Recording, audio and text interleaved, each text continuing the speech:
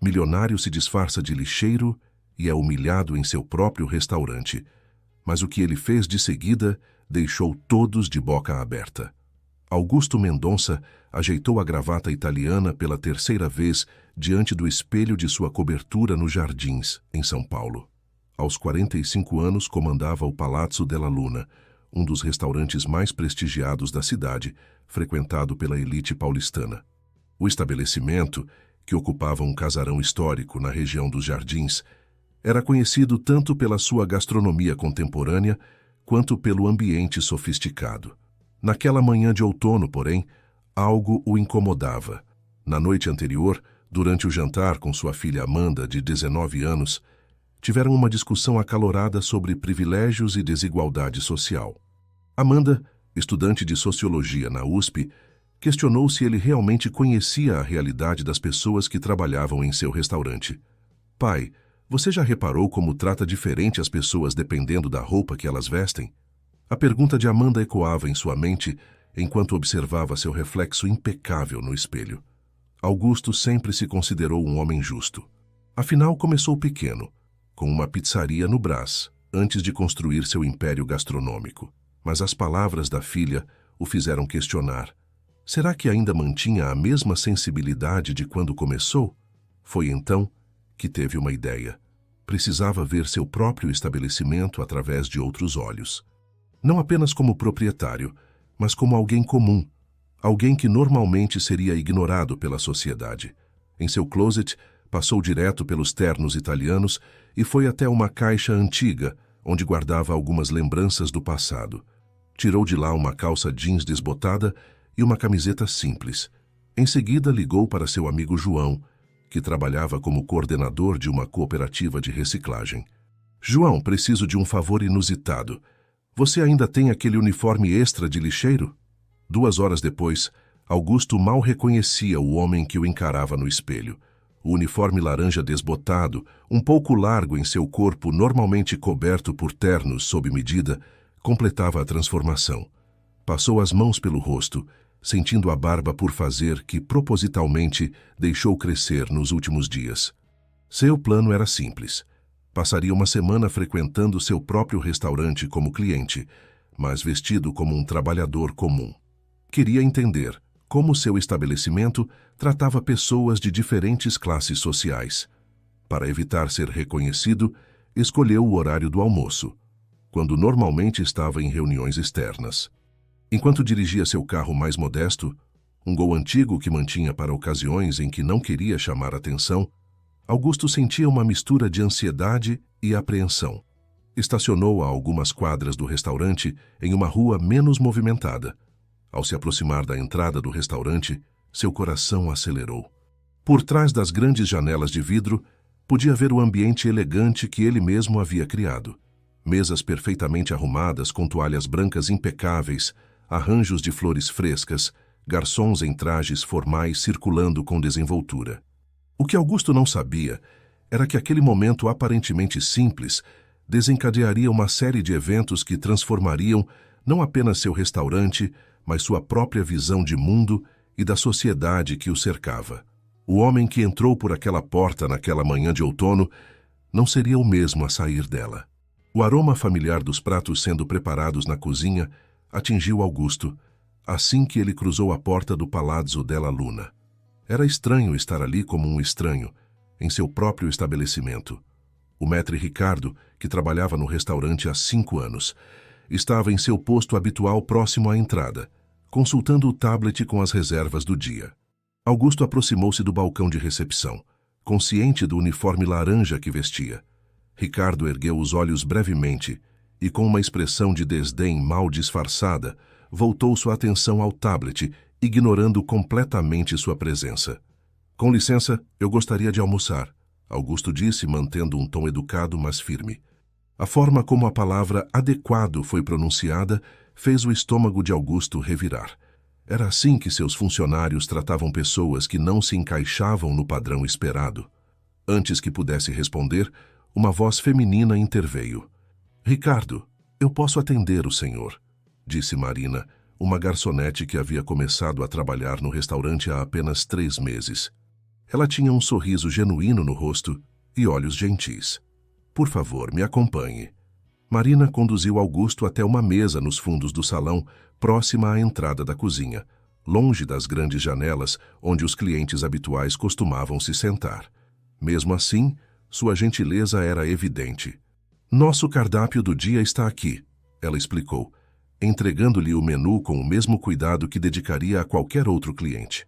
Enquanto examinava o cardápio que ele mesmo havia ajudado a criar, Augusto observava o comportamento dos outros funcionários e clientes. Notou olhares de estranhamento, cochichos mal disfarçados e até mesmo alguns clientes que pediram para mudar de mesa, alegando corrente de ar. Felipe, o chefe francês que comandava a cozinha há 3 anos, passou pela porta vai e vem e, ao ver Augusto, imediatamente chamou o gerente Carlos. Os dois conversavam em voz baixa, lançando olhares em sua direção. Augusto conseguia ler os lábios de Felipe. Isso vai afastar nossa clientela. Marina retornou para anotar seu pedido. Já escolheu, senhor? Posso sugerir o prato do dia? É uma pescada amarela grelhada com risoto de limão siciliano. Sua voz era calorosa e profissional, sem qualquer traço do preconceito demonstrado pelos outros. Sim, vou querer esse mesmo, respondeu Augusto, percebendo que Marina era a única que realmente seguia o lema do restaurante. Cada cliente é único, cada experiência é especial. Enquanto aguardava seu pedido, Augusto observava o movimento do restaurante. Viu Carlos, o gerente, instruindo os outros garçons a manterem distância de sua mesa. Notou como os pratos que saíam da cozinha para outras mesas eram apresentados com flourishes e explicações elaboradas, enquanto seu pedido foi praticamente jogado na mesa por um garçom visivelmente contrariado. Marina continuava sendo a única exceção. Ela se aproximava regularmente para verificar se estava tudo bem, oferecia pão fresco e mantinha seu copo de água cheio, exatamente como fazia com os outros clientes. Em um momento, ela até defendeu Augusto quando ouviu comentários depreciativos de uma mesa próxima. O almoço, que deveria ser uma experiência gastronômica, transformou-se em uma aula sobre preconceito e discriminação. Cada garfada tinha o sabor amargo da realidade que sua filha Amanda tanto tentava lhe mostrar.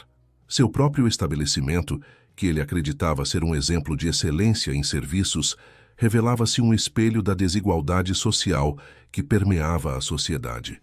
Quando terminou sua refeição, Marina trouxe a conta com a mesma dignidade com que havia conduzido todo o atendimento. Augusto deixou uma generosa gorjeta, especificamente para ela, junto com um bilhete discreto. Obrigado por sua humanidade.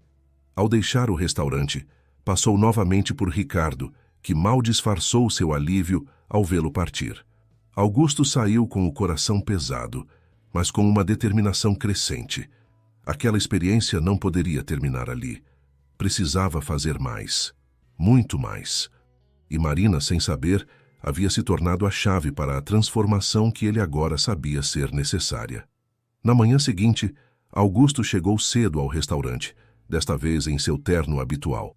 Seu escritório no mezanino oferecia uma vista privilegiada do salão principal, mas agora cada detalhe parecia diferente. As luxuosas cadeiras de couro italiano, os quadros de artistas renomados e os arranjos florais elaborados, que antes eram motivo de orgulho, agora pareciam símbolos de uma divisão social que ele involuntariamente havia ajudado a perpetuar. Ontem, começou Augusto, sua voz ecoando pelo ambiente silencioso. Aconteceu algo em nosso restaurante que me fez repensar tudo o que construímos até aqui. Fez uma pausa, observando as expressões confusas.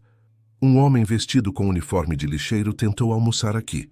Esse homem era eu, revelou Augusto. Um burburinho percorreu a sala. Marina, no fundo, arregalou os olhos, levando as mãos à boca em surpresa.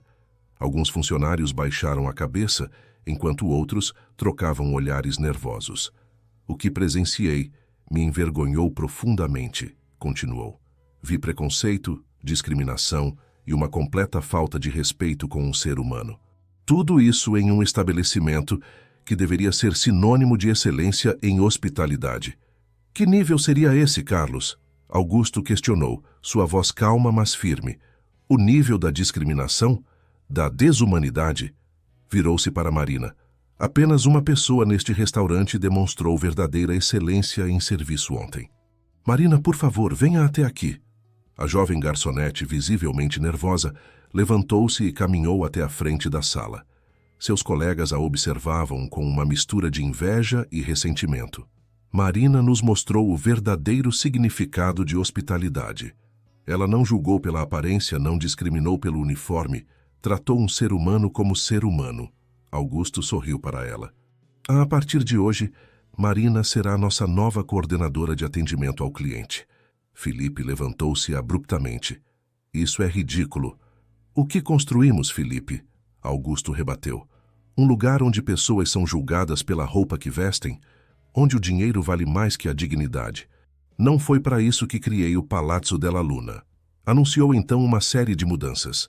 Treinamentos obrigatórios sobre diversidade e inclusão, revisão das políticas de atendimento e, o mais surpreendente, um dia por semana, o restaurante ofereceria um menu executivo a preços acessíveis, mantendo o mesmo padrão de qualidade e atendimento. A reação foi imediata. Carlos e Felipe trocaram olhares preocupados. Alguns funcionários pareciam esperançosos, outros céticos. Marina, ainda ao lado de Augusto, tinha lágrimas nos olhos. Sei que nem todos concordam com essas mudanças, concluiu Augusto. Mas não estou pedindo permissão. Estou anunciando uma nova era para o Palazzo della Luna.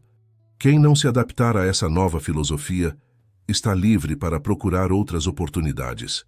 Após a reunião, enquanto os funcionários se dispersavam em pequenos grupos sussurrantes, Marina aproximou-se de Augusto. Senhor Mendonça, eu não sei o que dizer. Não diga nada, ele respondeu. Apenas continue fazendo seu trabalho como sempre fez. Você me ajudou a enxergar algo que estava bem na minha frente, mas eu me recusava a ver.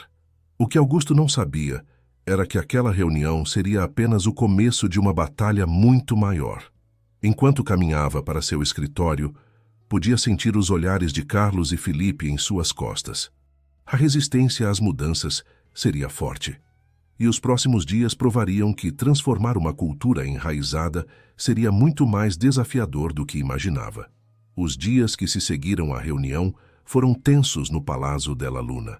As mudanças anunciadas por Augusto começaram a ser implementadas, mas a resistência era palpável em cada canto do restaurante. Marina, em seu novo cargo de coordenadora de atendimento, enfrentava obstáculos diários. Durante o primeiro treinamento de diversidade e inclusão, conduzido por uma consultoria especializada, Carlos e Felipe sentaram-se no fundo da sala, trocando sorrisos irônicos e fazendo comentários em voz baixa. Vários funcionários, claramente influenciados pela postura dos superiores, mantinham uma atitude de desinteresse. O problema não é só implantar novas regras, Marina confidenciou a Augusto durante uma reunião de acompanhamento. É mudar a mentalidade das pessoas. Alguns funcionários mais antigos me tratam como se eu fosse uma traidora. Augusto percebia que a situação era ainda mais complexa do que imaginava. Em sua mesa, acumulavam-se relatórios preocupantes, reservas canceladas após vazamento de informações sobre as mudanças, comentários negativos em redes sociais, questionando a nova direção do restaurante e até mesmo alguns fornecedores tradicionais começando a criar dificuldades nas entregas. A primeira semana do menu executivo acessível foi particularmente reveladora. Na véspera do lançamento, Felipe apresentou um cardápio simplificado, que em nada lembrava a qualidade usual do restaurante. É o que podemos oferecer pelo preço proposto, justificou-se com um sorriso cínico. Não foi isso que combinamos, Felipe. Augusto confrontou o chefe. O menu executivo deve manter nosso padrão de qualidade. Se precisar ajustar os custos, podemos rever nossos fornecedores ou reduzir nossa margem de lucro. O chefe francês estufou o peito. Monsieur Mendonça, não posso comprometer minha reputação servindo comida de bistrô em um restaurante fine dining. Tenho uma reputação a zelar. Marina, que acompanhava a discussão, interviu com uma sugestão. E se criássemos versões criativas de pratos tradicionais brasileiros? Podemos manter a sofisticação usando ingredientes locais de qualidade, mas com apresentação contemporânea. A ideia era brilhante, mas Felipe reagiu como se tivesse sido insultado. No dia seguinte, coincidentemente, vários ingredientes fundamentais para o menu executivo não foram entregues, obrigando o restaurante a improvisar no último momento. Apesar das tentativas de sabotagem, o primeiro dia do menu executivo surpreendeu a todos. O salão, normalmente ocupado apenas pela elite paulistana, ganhou nova vida com uma clientela diversificada. Professores, artistas, estudantes e trabalhadores locais misturavam-se aos clientes habituais, criando uma atmosfera vibrante e única.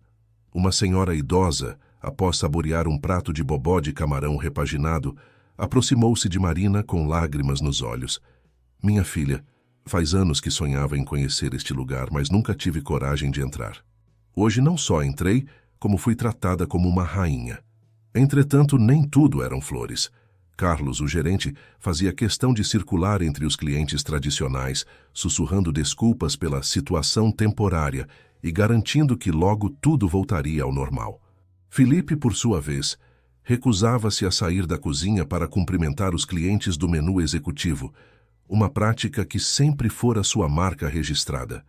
A tensão atingiu seu ápice quando Augusto descobriu que alguém havia vazado para a imprensa especializada informações distorcidas sobre as mudanças no restaurante. Uma revista influente do setor gastronômico publicou uma matéria questionando se o Palazzo della Luna não estaria abandonando sua vocação para o luxo em nome de um populismo gastronômico. Naquela noite, após o serviço, Augusto encontrou Marina organizando as comandas do dia.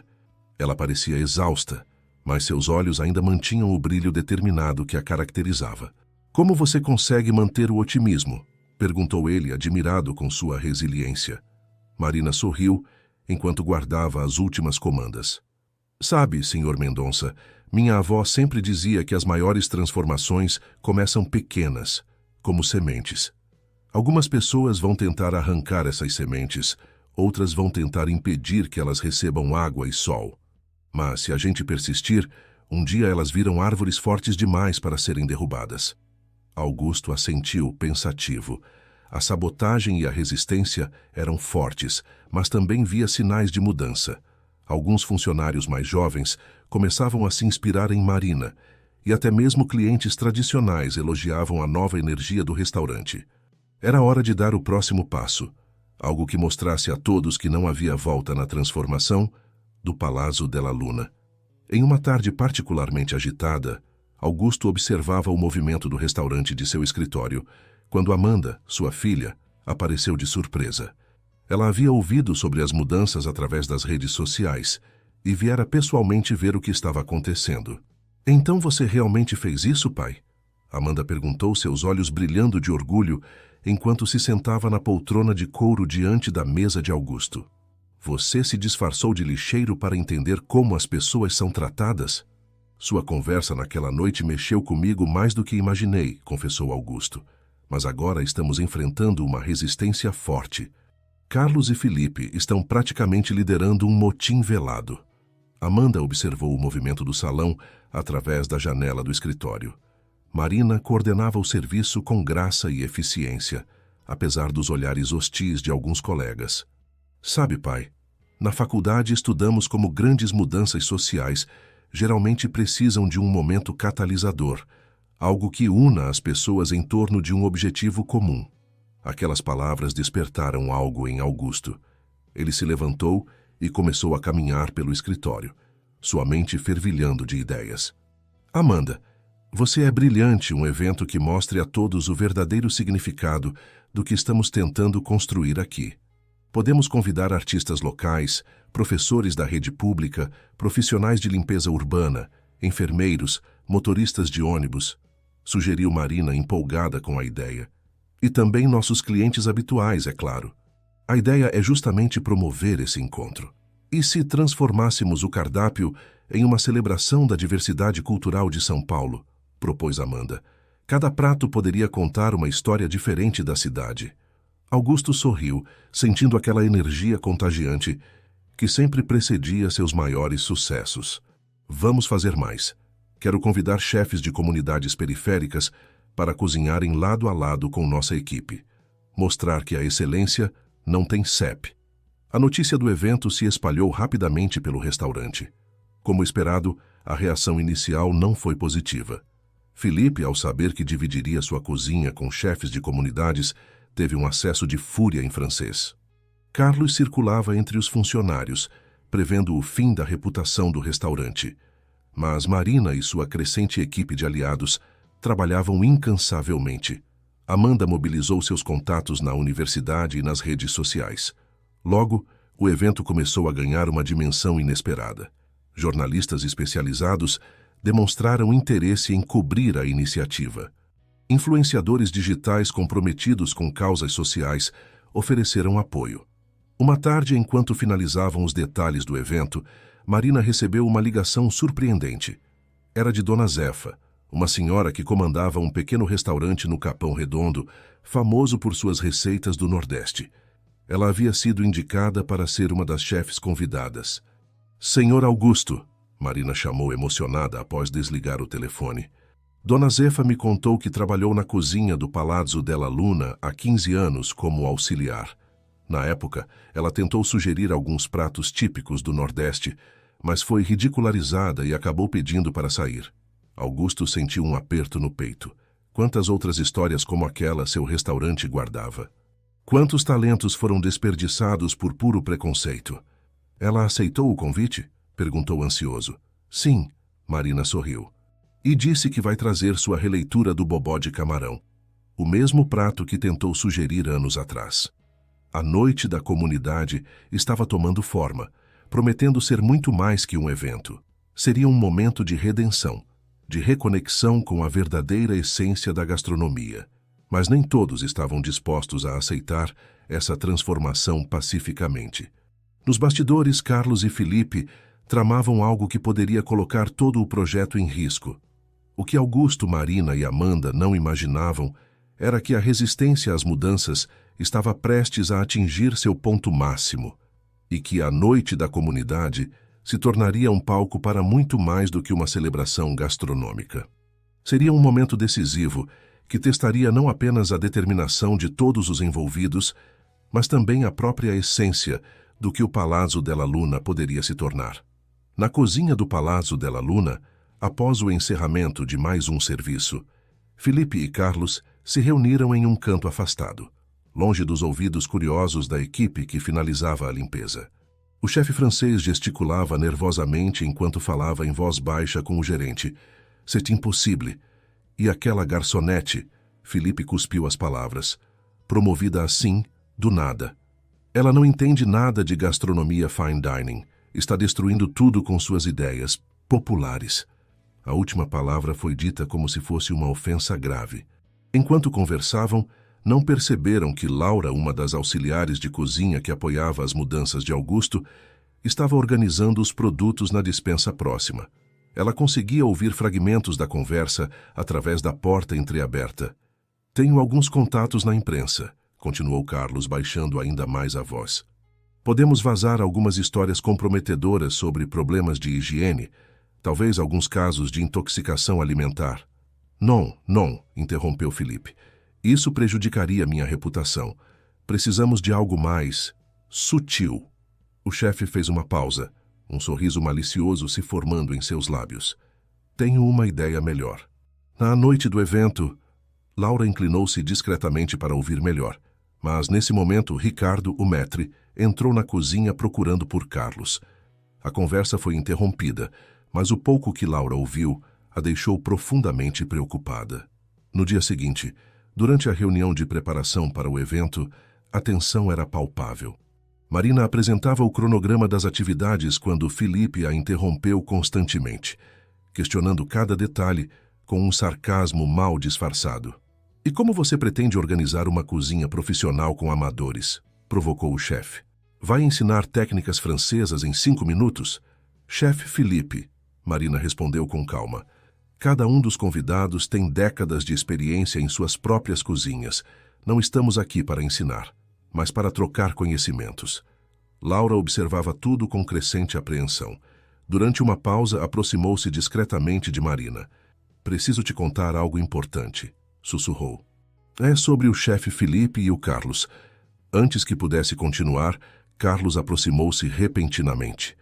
Laura, não é hora do seu intervalo? A cozinha está precisando de ajuda com o mise en place.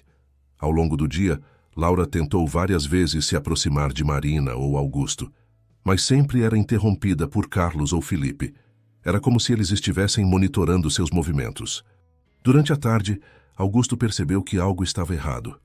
A ansiedade normalmente associada aos preparativos de um grande evento tinha um sabor diferente. Havia tensão demais no ar, olhares significativos sendo trocados, conversas que cessavam abruptamente quando ele se aproximava. Em seu escritório, revisando a lista de convidados para a noite da comunidade, Augusto foi surpreendido por Amanda, que entrou apressada. "Pai, você precisa ver isso", disse ela, mostrando seu celular. Era uma mensagem anônima em uma rede social influente no meio gastronômico, insinuando que o Palazzo della Luna estava à beira da falência e que o evento comunitário era uma estratégia desesperada para atrair público. "Isso tem dedo do Carlos", Augusto murmurou, reconhecendo o estilo das palavras. Mas algo lhe dizia que havia mais por vir. A conspiração que se formava nas sombras do seu restaurante era mais complexa do que simples fofocas maldosas. O que ninguém sabia era que o destino estava prestes a embaralhar todas as cartas daquele jogo. Um acontecimento inesperado na véspera do grande evento mudaria completamente o rumo da história, testando a verdadeira força da transformação que Augusto havia iniciado. Na véspera da noite da comunidade, Laura finalmente conseguiu um momento a sós com Marina. Encontraram-se no pequeno jardim dos fundos do restaurante, onde os funcionários costumavam fazer suas pausas. "Felipe e Carlos estão planejando algo para amanhã", Laura revelou, suas mãos tremendo levemente. "Ouvi eles falando sobre sabotar os equipamentos da cozinha e perder algumas entregas importantes. Querem que o evento seja um fracasso." Marina sentiu um frio na espinha. "Precisamos contar ao Sr. Augusto imediatamente." Mas quando se viraram para entrar, depararam-se com Carlos parado à porta, seus olhos faiscando de raiva. "Ah, então temos uma espiã na equipe", disse ele, sua voz carregada de ameaça. "Não sou espiã", Laura respondeu, erguendo o queixo. "Só não concordo com sabotagem." O confronto atraiu a atenção de outros funcionários que começaram a se reunir ao redor. Felipe surgiu da cozinha ainda usando seu uniforme branco impecável. "O que está acontecendo aqui?" A voz de Augusto cortou a tensão. Ele havia chegado sem que ninguém percebesse. "Seu gerente e seu chefe estão planejando arruinar o evento de amanhã", Marina declarou, dando um passo à frente. Laura ouviu tudo. Felipe riu de forma desdenhosa. "Absurdo. Está acreditando em fofocas de uma ajudante de cozinha? Por que não olhamos as câmeras de segurança?", sugeriu Amanda, que acabara de chegar com algumas decorações para o evento. "Tenho certeza que a conversa de ontem à noite foi gravada." O rosto de Carlos empalideceu visivelmente. Felipe passou a mão pelo cabelo grisalho, num gesto nervoso. "Não será necessário", Augusto declarou, sua voz calma, mas firme. "Carlos, Felipe, me acompanhem até meu escritório. Marina, por favor, venha também." No escritório, o silêncio era pesado. Augusto sentou-se em sua cadeira, observando os dois homens que por tanto tempo foram pilares de seu restaurante. "Vocês têm algo a me dizer?", perguntou simplesmente. "Reputação?" Augusto o interrompeu. "Que reputação é essa que se baseia em preconceito e exclusão? Felipe, você veio de uma família humilde na França. Esqueceu como era ser julgado por sua origem?" O chefe francês desviou o olhar, um rubor subindo por seu pescoço. "As coisas são diferentes agora. Conquistei meu espaço, meu respeito. E isso te dá o direito de negar esse mesmo respeito a outros?", Marina interviu, sua voz suave, mas determinada. "Dona Zefa também conquistou seu espaço, mesmo depois de ser humilhada nesta mesma cozinha anos atrás." Felipe levantou-se abruptamente. "Não preciso ouvir lições de moral de uma garçonete. Sente-se", a voz de Augusto trovejou. "Marina não é apenas uma garçonete. Ela é o futuro que vocês tanto temem. Um futuro onde competência e humanidade valem mais que títulos e preconceitos." Augusto abriu uma gaveta e retirou 2 envelopes. Aqui estão suas cartas de demissão, já preparadas. A escolha é de vocês. Podem assiná-las e sair agora, ou podem ficar e fazer parte dessa transformação. Mas se ficarem, será sob novas regras. Nada de sabotagem, nada de resistência velada. Quero compromisso real com a mudança. E quanto à cozinha? Felipe perguntou, sua arrogância dando lugar a uma genuína preocupação. Quem vai comandar? Amanhã você vai trabalhar ao lado de Dona Zefa e outros chefes convidados. Como igual, não como superior. Se conseguir aprender algo com eles, talvez descubra que tem mais a ganhar do que perder com essa mudança. Marina observava a cena com o coração acelerado. Era um momento decisivo, não apenas para o evento do dia seguinte, mas para todo o futuro do Palazzo della Luna. Tem até amanhã de manhã para decidir, Augusto concluiu. O evento acontecerá, com ou sem vocês. Mas gostaria que fizessem parte dele, que vissem com seus próprios olhos o que podemos construir juntos. Quando saíram do escritório, o restaurante inteiro parecia estar aguardando o desfecho da reunião. Laura abraçou Marina, aliviada por ter feito a coisa certa. Amanda sorriu para o pai orgulhosa, mas a batalha ainda não estava ganha. O dia seguinte seria crucial. E ninguém sabia ao certo quem estaria presente na cozinha quando as portas do Palazzo della Luna se abrissem para a noite da comunidade. O sol mal havia nascido quando Marina chegou ao Palazzo della Luna na manhã seguinte. O restaurante estava silencioso, exceto pelo som distante de panelas na cozinha. Seu coração acelerou ao perceber que alguém já estava lá. Aproximando-se cautelosamente da porta da cozinha, foi surpreendida pela visão de Felipe, sozinho, organizando meticulosamente seus equipamentos. O chefe francês ergueu os olhos ao ouvi-la entrar. "Bonjour, Marina", disse ele, sua voz desprovida do costumeiro sarcasmo. "Achei melhor começar cedo. Temos muito trabalho pela frente." Marina sentiu um misto de alívio e desconfiança. "Então você decidiu ficar?" Felipe largou a faca que estava polindo e suspirou profundamente. "Sabe, passei a noite inteira pensando. Não consegui dormir. Fiquei relembrando meus primeiros dias em Paris, quando ninguém queria dar uma chance ao jovem cozinheiro do interior." Marina aproximou-se, sentando-se em um dos bancos altos da cozinha. Felipe continuou, suas mãos ocupadas em organizar ervas frescas. "Um dia um velho chefe me deu uma oportunidade. Ele disse, na minha cozinha, não importa de onde você veio, mas para onde quer ir.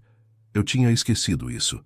Ele fez uma pausa, um sorriso triste brincando em seus lábios. Talvez esteja na hora de retribuir aquela gentileza. O som da porta abrindo interrompeu a conversa. Era Dona Zefa, chegando mais cedo do que o combinado, carregando uma cesta com ingredientes especiais que trouxera de seu restaurante. "Bom dia, minha gente." Sua voz calorosa preencheu o ambiente. "Trouxe umas coisinhas que só se encontra lá no Nordeste. Será que tem espaço na cozinha do chefe francês para um pouco de tempero brasileiro?" Felipe hesitou por um momento, então se aproximou de Dona Zefa. "Madame, seria uma honra aprender com você hoje, e me perdoe por aquela vez, há 15 anos. O sorriso de Dona Zefa iluminou toda a cozinha. "Passou, chefe. O importante é o agora." Aos poucos, outros funcionários começaram a chegar. Laura trouxe café fresco para todos. Os outros chefes convidados foram chegando, cada um trazendo suas histórias e especialidades. A cozinha do Palazzo della Luna nunca havia visto tamanha diversidade de aromas e sabores. São sugestões para tornar o menu executivo mais acessível, sem comprometer a qualidade, disse ele, evitando olhar diretamente para ela. "Trabalhei nisso a noite toda. Acho que posso ajudar a fazer isso dar certo." Amanda chegou trazendo as últimas confirmações dos convidados. A lista era impressionante. Além dos clientes habituais do restaurante, havia professores, artistas, trabalhadores, estudantes, uma verdadeira representação da diversidade de São Paulo. Augusto observava tudo de um canto, emocionado com a transformação que acontecia diante de seus olhos. Marina aproximou-se dele. "O senhor tinha razão", ela disse.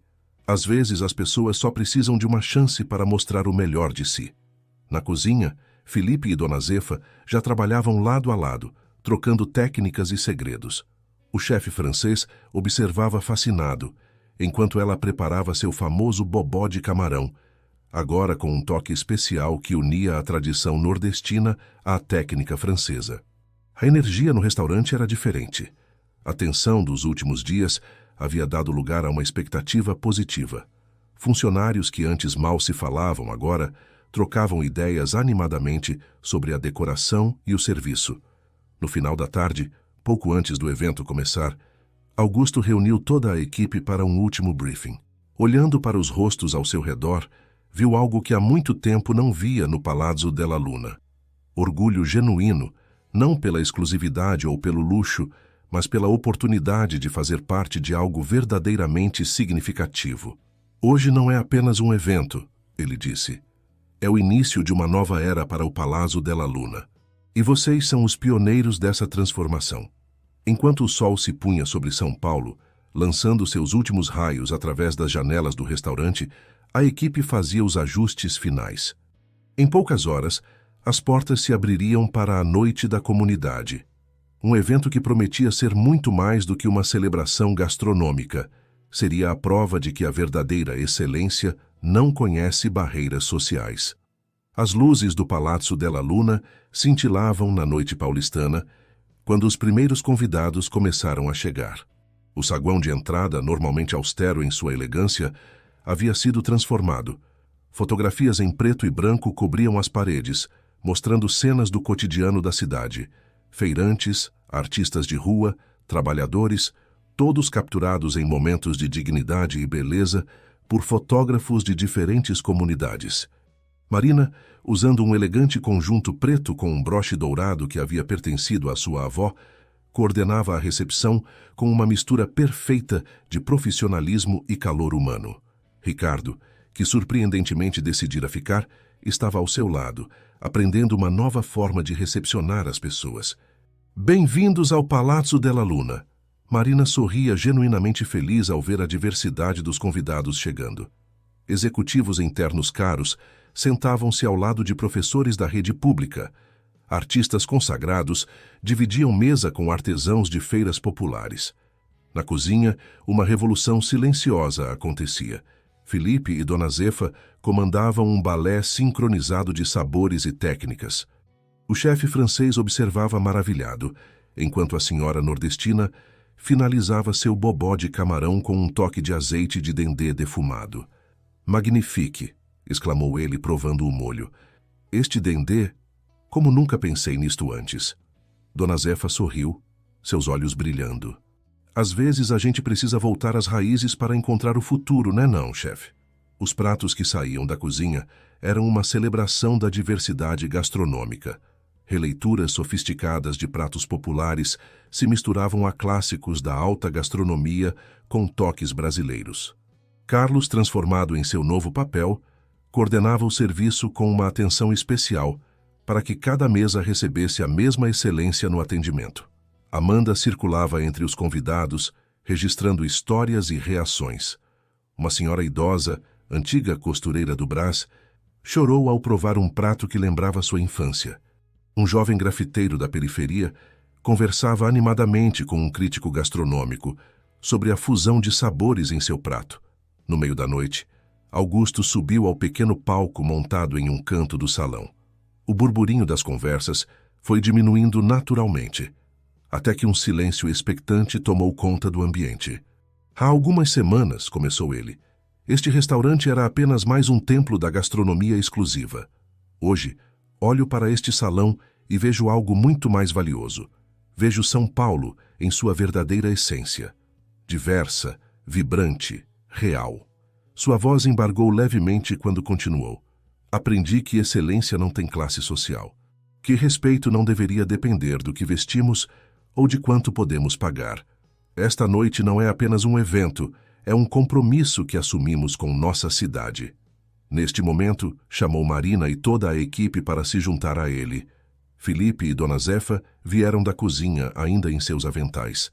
Laura, Carlos, Ricardo e todos os outros funcionários formaram uma linha ao lado de Augusto. Este é o verdadeiro Palazzo della Luna, declarou. Um lugar onde a gastronomia une pessoas, ao invés de separá-las. Onde cada prato conta uma história e cada cliente é parte dessa história. Os aplausos que seguiram foram ensurdecedores. Pessoas se abraçavam, algumas choravam. A energia no salão era palpável, como se uma barreira invisível tivesse finalmente sido derrubada. Mas o momento mais tocante da noite ainda estava por vir.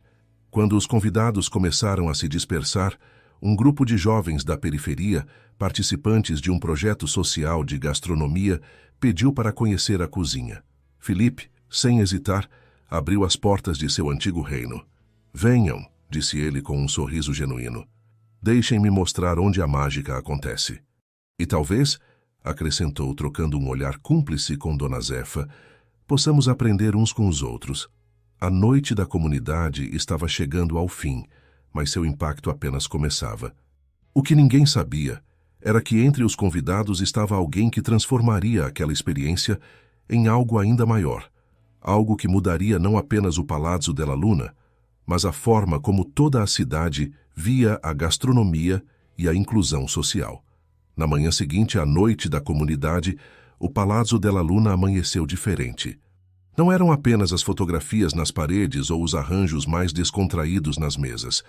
Era algo no ar, uma energia nova que parecia ter impregnado cada canto do restaurante. Marina chegou cedo, como de costume, e encontrou uma pequena multidão aguardando na porta. Pessoas que haviam ouvido falar do evento da noite anterior queriam conhecer o restaurante que estava quebrando paradigmas. Entre eles estava Helena Santos, uma influente colunista social que tradicionalmente criticava iniciativas de inclusão no mundo da alta gastronomia. Ela havia comparecido à noite da comunidade discretamente, sem se identificar, e agora retornava com um propósito. "Preciso falar com o Sr. Mendonça", disse ela a Marina. "O que presenciei ontem precisa ser compartilhado." Quando Augusto chegou, encontrou Helena em seu escritório. A colunista, conhecida por sua língua afiada, estava visivelmente emocionada. "Em 30 anos cobrindo eventos sociais", começou ela, "nunca vi nada parecido. A forma como vocês conseguiram manter a excelência enquanto derrubavam barreiras, isso não é apenas uma história de gastronomia, é uma lição para toda a sociedade." Sua coluna, publicada naquela mesma tarde, viralizou nas redes sociais. "Palazzo della Luna, a revolução silenciosa da gastronomia paulistana", dizia o título. O texto falava não apenas da qualidade da comida, mas principalmente da dignidade com que todas as pessoas eram tratadas. O telefone do restaurante não parava de tocar. Outros estabelecimentos queriam saber mais sobre o programa de menu executivo acessível. Jovens chefes de comunidades periféricas perguntavam sobre oportunidades de estágio. Empresários questionavam como poderiam implementar políticas similares em seus negócios. Felipe, surpreendendo a todos, propôs a criação de um programa de mentoria. "Por que não abrimos nossa cozinha regularmente para jovens talentos das periferias?", sugeriu durante uma reunião. "Podemos ensinar técnica francesa, mas também aprender com suas experiências e criatividade." Dona Zefa, que havia sido convidada para ser consultora permanente do restaurante, expandiu a ideia. "E que tal um festival mensal de gastronomia comunitária? Cada mês podemos destacar a culinária de uma região diferente do Brasil, com chefes locais como convidados especiais." O impacto se espalhou pela cidade como ondas em um lago. Outros restaurantes renomados começaram a repensar suas políticas. A imprensa especializada passou a dar mais atenção à gastronomia das periferias. Eventos que antes eram exclusivos começaram a abrir espaço para uma maior diversidade. Amanda, capturando o momento histórico, iniciou um documentário sobre a transformação do Palazzo della Luna e seu efeito na cidade. Suas câmeras registravam não apenas as mudanças no restaurante, mas as histórias pessoais de transformação. Laura, a auxiliar de cozinha que havia denunciado a conspiração, foi promovida a sous-chefe, trabalhando diretamente com Felipe. Ricardo, o antigo maître preconceituoso, tornou-se um dos maiores defensores do novo modelo de atendimento. Uma tarde, enquanto observava o movimento do restaurante agora muito mais diversificado, Augusto comentou com Marina: "Sabe o que é mais impressionante? Não perdemos nenhum de nossos antigos clientes. Na verdade, ganhamos mais. As pessoas querem fazer parte de algo significativo. Marina sorriu, lembrando-se de sua avó. Como ela dizia, quando plantamos sementes de respeito, colhemos frutos de transformação. O Palazzo della Luna havia se tornado mais que um restaurante. Era agora um símbolo de que a mudança é possível, que tradição e inclusão podem caminhar juntas, que excelência e acessibilidade não são conceitos excludentes. Mas a maior transformação talvez tenha sido nas pessoas. Felipe, que antes via a cozinha como seu reino particular, agora a entendia como um espaço de troca e crescimento. Carlos descobriu que gerenciar com empatia não apenas era possível, mas mais gratificante. E enquanto o sol se punha sobre São Paulo, lançando suas últimas luzes através das janelas do restaurante, uma nova reserva era feita. Um grupo de executivos havia escolhido o Palazzo della Luna para um jantar importante. Não pelo prestígio ou exclusividade, mas porque queriam fazer parte daquela revolução silenciosa que estava mudando a face da gastronomia paulistana. 6 meses após a Noite da Comunidade, o Palazzo della Luna tinha se transformado em um caso de estudo sobre inclusão social através da gastronomia. Universidades convidavam Augusto para palestras, revistas especializadas dedicavam páginas inteiras à iniciativa. E o restaurante havia se tornado ponto de encontro de pessoas de todas as classes sociais. Numa tarde especialmente movimentada, Marina coordenava o primeiro Festival de Gastronomia das Quebradas, um evento que transformava o restaurante em uma vitrine para talentos culinários das periferias. Na cozinha, Felipe orientava jovens chefes com o mesmo entusiasmo que antes reservava apenas para suas criações francesas. Veja só isso, comentou ele com Dona Zefa, observando um jovem chefe da cidade Tiradentes finalizar um prato. A forma como ele combinou técnicas clássicas com ingredientes locais se magnifique. Dona Zefa, agora uma presença constante no restaurante como mentora e consultora, sorria com orgulho maternal. Seu próprio restaurante no Capão Redondo havia se tornado ponto de referência, com filas de espera que incluíam tanto moradores locais quanto pessoas de todas as partes da cidade. Amanda, que havia finalizado seu documentário sobre a transformação do restaurante, organizava uma exibição especial no próprio Palazzo della Luna. As imagens captadas ao longo dos meses mostravam mais que uma mudança institucional. Revelavam transformações pessoais profundas. O mais interessante, explicava ela a um grupo de jornalistas, foi documentar como as pessoas mudaram. Não apenas a equipe do restaurante, mas os próprios clientes. Vimos preconceitos sendo desconstruídos no dia a dia, mesa a mesa. Laura, a antiga auxiliar que havia denunciado a conspiração, agora comandava sua própria equipe na cozinha. Sob sua liderança, o menu executivo acessível havia se tornado tão prestigiado quanto o menu tradicional, com pratos que contavam histórias da cidade através da gastronomia. O impacto do Palazzo della Luna se estendia muito além de suas paredes. Outros restaurantes da cidade começaram a implementar programas similares. Uma rede de solidariedade e apoio mútuo se formou entre estabelecimentos de diferentes perfis. A gastronomia paulistana estava mudando. Numa noite especial durante um jantar que celebrava o semestre de transformações, Augusto observava o salão lotado. Em uma mesa, executivos discutiam negócios enquanto saboreavam pratos criados por chefes da periferia. Em outra, estudantes comemoravam o fim das aulas com um menu executivo acessível.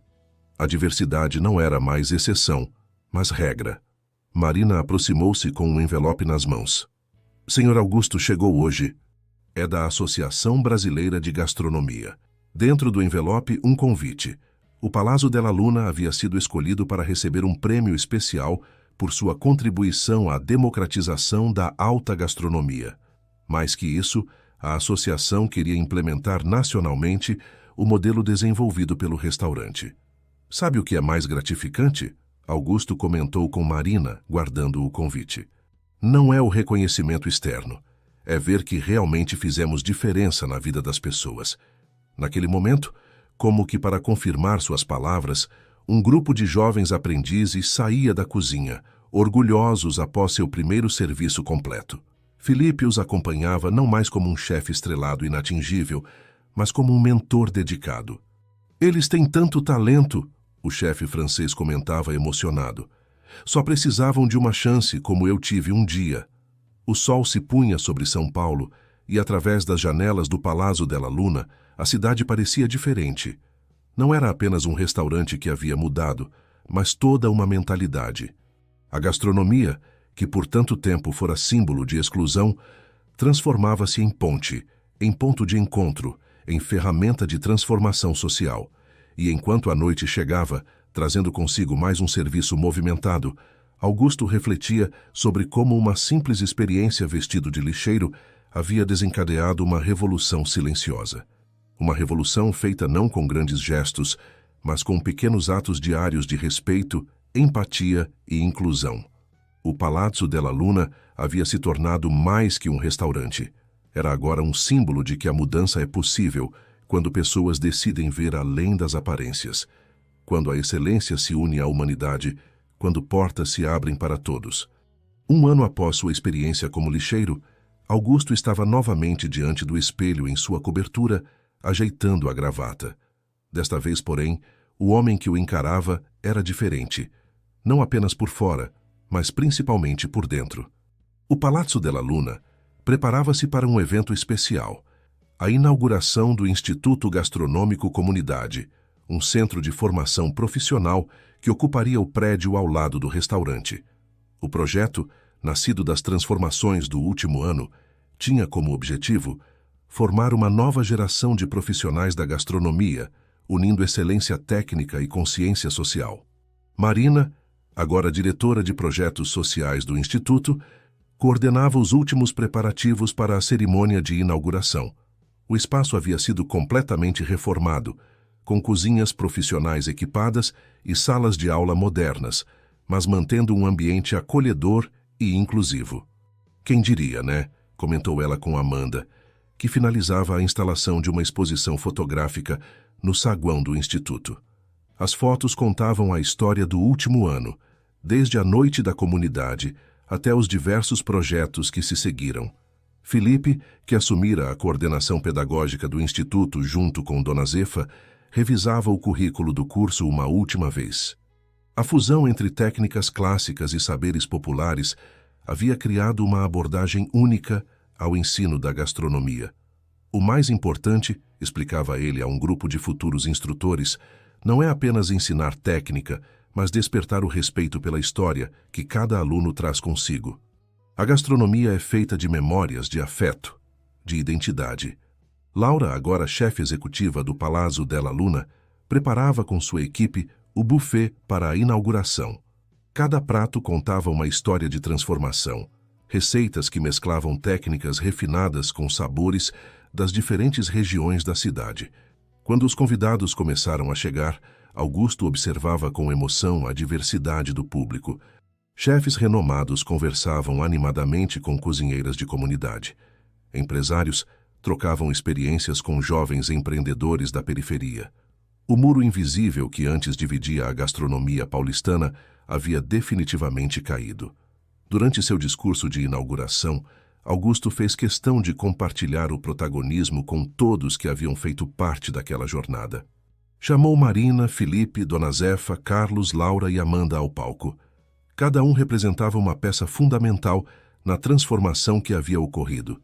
Há um ano, eu me disfarcei de lixeiro para entender como meu próprio restaurante tratava as pessoas, revelou ele à plateia. O que descobri me envergonhou, mas também me mostrou um caminho. Hoje não inauguramos apenas um instituto. Celebramos uma nova forma de pensar e fazer gastronomia. As palavras de sua filha Amanda, que haviam iniciado toda aquela jornada, agora faziam mais sentido que nunca. A verdadeira transformação começava quando pessoas privilegiadas usavam seu poder para abrir portas, não para fechá-las. O Instituto Gastronômico Comunidade nascia não apenas como uma escola, mas como um símbolo de que a excelência não tem CEP, de que o talento não escolhe classe social, de que a gastronomia pode ser ponte ao invés de muro. Enquanto o sol se punha sobre São Paulo naquele dia especial, lançando seus últimos raios através das janelas do Instituto, Augusto observava o movimento no salão do Palazzo della Luna ao lado. O restaurante estava cheio, como sempre, mas agora com uma energia diferente. Não era mais apenas um templo da gastronomia. Era um espaço de encontros, de transformações, de possibilidades. Marina aproximou-se com uma taça de champanhe. A nossa revolução silenciosa, brindou ela. Não tão silenciosa assim. Sorriu Augusto, observando o burburinho alegre que preenchia tanto o instituto quanto o restaurante.